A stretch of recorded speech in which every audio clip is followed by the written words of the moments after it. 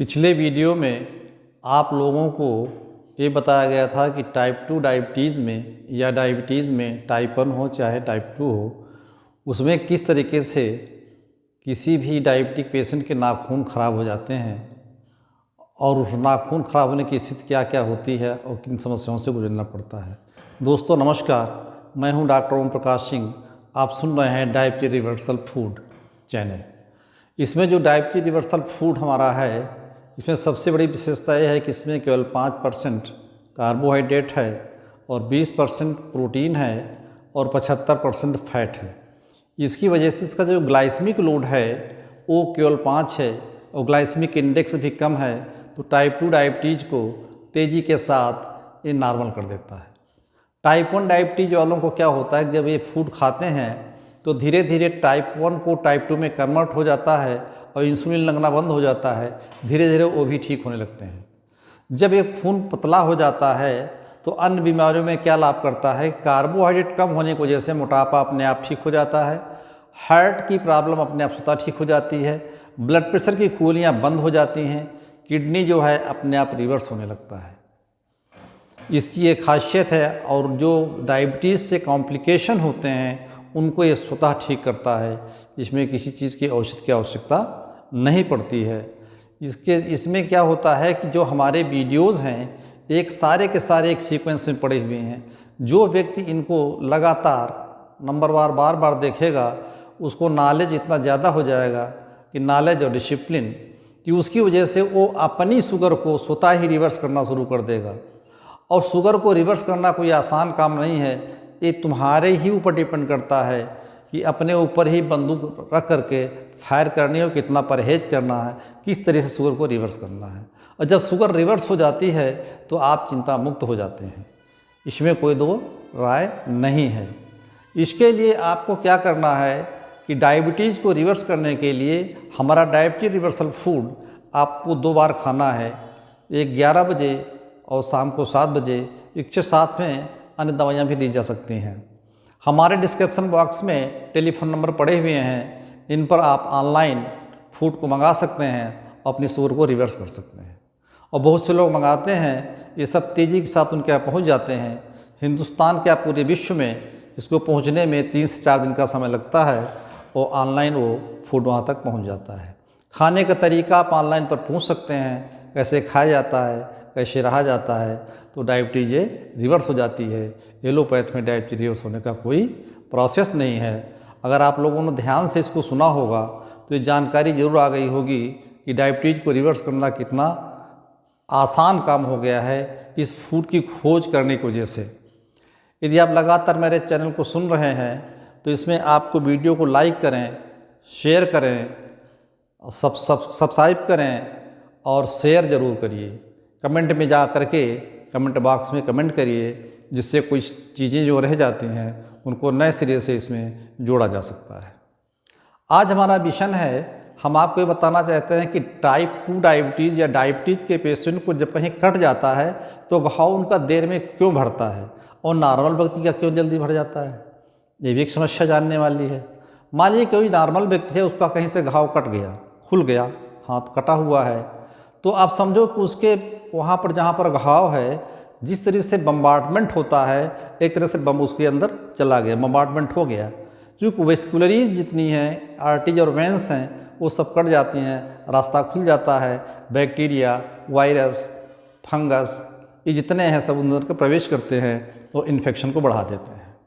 अब कोई नॉर्मल व्यक्ति होता तो सबसे पहले क्या करता है कि हमारा काम सबसे पहले क्या है कि हम उस खून को सबसे पहले बंद करें।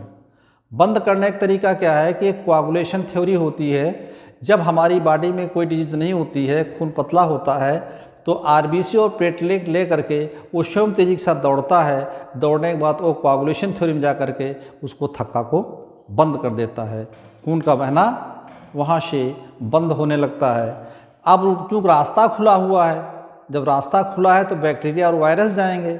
और अगर डायबिटीज़ के पेशेंट आप हैं तो उनको बैक्टीरिया और वायरस और फंगस को शुगर बहुत अच्छी लगती है, वो देर तक अच्छा खाते हैं और उसको दुष्परिणाम में कन्वर्ट कर देते हैं। घाव का बढ़ता हुआ चला जाता है, आपके मामले में कोई ठीक नहीं हो पाता है।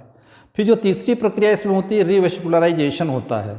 तो पहले में तो हो गया आपने कोआगुलेशन थ्योरी हो गई, और दूसरी अवस्था में आपने उसको समझ लिया अच्छी तरीके से कि बैक्टीरिया और वायरस को मारने के लिए क्या क्या करना पड़ता है।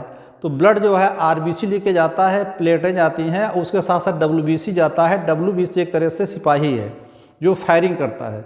जब वो फायरिंग बार बार करता रहता है तो जितने वायरस और कीटाणु हैं वो मर जाते हैं। उसके बावजूद भी अगर काम ना बना तो क्या करना पड़ता है, फिर एक तरह से हमें थाइमस सेल, बॉडी हमारी जो है थाइमस सेल काम करती है, इसको टी सेल कहते हैं। और इसके अलावा जो ये थाइमस सेल यहाँ पे जो बोन होती है हार्ट के ऊपर, यहाँ पे एक थाइमस ग्लैंड्स होती है, वहाँ से निकलता है। और फिर उसके बाद बी सेल होती है, इसको बीटा सेल भी कहते हैं। ये जो निकलता है तो ये बोन मैरो से निकलता है। बोन मैरो से निकलने के बाद ये सारे बैक्टीरिया वायरस को मारना शुरू कर देता है। लेकिन इनके अंदर एक विशेषता ये होती है, अगर किसी बैक्टीरिया और वायरस बॉडी में एक बार आ चुका है तो उनकी फोटोग्राफी उस सेल के अंदर इतनी मजबूत बन जाती है, उस बैक्टीरिया और वायरस को मार के गिरा देते हैं।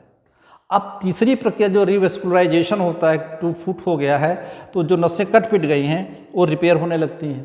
रिपेयर होने में लगभग 10-12 ऐसे ग्रोथ फैक्टर्स होते हैं जो कि जल्दी जल्दी काम करते हैं। अब डायबिटिक पेशेंट में तो ऐसा नहीं हो पाता है कि जल्दी जल्दी काम करें, तो रीवेस्कुलराइजेशन होता है और फिर बाद में रिपेयर होता है। रिपेयर होने का मतलब कि जैसा था वैसा ही बन जाता है।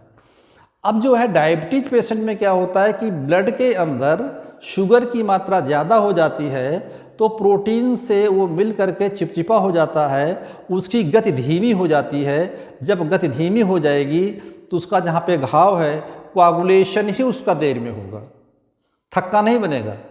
जब कोआगुलेशन देर में बने तो घाव खुला रहेगा, तो बैक्टीरिया, वायरस, फंगस तेज़ी के साथ घाव के अंदर घुसते रहेंगे, और जब तेज़ी के साथ अंदर घुसेंगे तो बीमारी को और बढ़ाएंगे।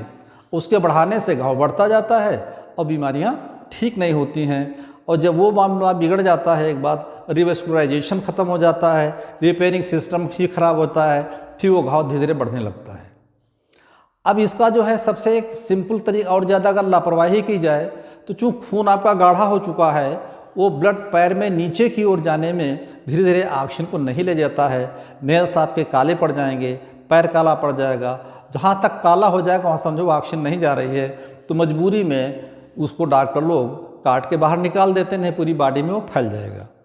तो उसको बचाने के लिए इसको काट निकाल देते हैं। लेकिन ये एक बहुत छोटी चीज़ है, बहुत सूक्ष्म चीज़ है, बशर्ते कि आप उसको गहन अध्ययन करें। सूक्ष्म चीज़ है कि जो मैंने डायबिटीज रिवर्सल फूड बनाया है, इसका ग्लाइसेमिक लोड ही 5 होता है। जैसे 5 ग्लाइसेमिक लोड का खाएंगे तो घाव भरना शुरू हो जाएगा, शुगर को घटा देगा, शुगर की समस्याओं को सॉल्व कर देगा। तो इसका ग्लाइसेमिक इंडेक्स भी बहुत कम होता है।